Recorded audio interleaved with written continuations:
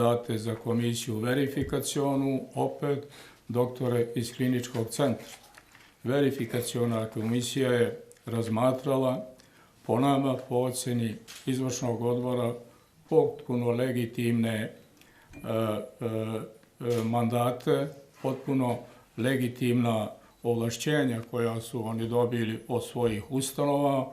Međutim, tu se pravio jedan problem da se ne prihvati verifikacija mandata onim članovima koji nisu birani po njihovoj volji. Tako da je ta tačka dnevnog reda trajala negde oko 2 sata. Na kraju su oni ipak pritješnjeni dokazima prihvatili verifikaciju svih mandata Skupštine, a prisutno je bilo, mislim, 45 delegata Skupštine. Nakon toga je pitanje statuta Ljekarske komore. Ja sam raspisao izbore 8. septembra 1916. godine i uz raspis sam poslao sve materijale, to je statut, izveštaj o radu Ljekarske komore, poslovnik o radu, pravilnik o izdavanju, obnovi licenciji, uz molbu da dostave primjedbe na taj statut i mi bi taj statut na izbornoj skupštini usvojili. Zapravo to je nacrt, a kasniji postupak da se taj nacrt, taj predlog uputi Ministarstvu zdravlja, da ono daje saglasnost, izmene i dopune i nakon toga preko Sekretarijata zakonodavstva se upućuje da službenom listu da se odštampa i nakon toga, 8 dana nakon toga, statut stupa na snagu. To je zakonska procedura i mimo toga se ne može ništa raditi, a Skupština izborna je dužna da radi po postojećim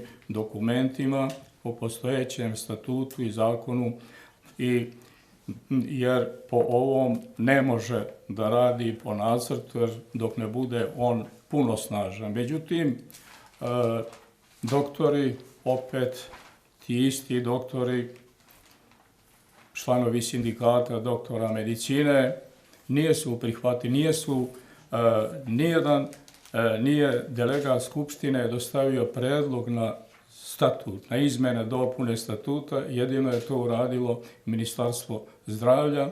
Oni su dali neke primjedbe, ne mnogo suštinske, međutim mi smo to ugradili u taj statut da i njima ga predočili na usvajanje. Međutim, oni nisu htjeli da taj statut da usvoje, oni će da naprave svoj statut i po tom svojem statutu će oni da rade.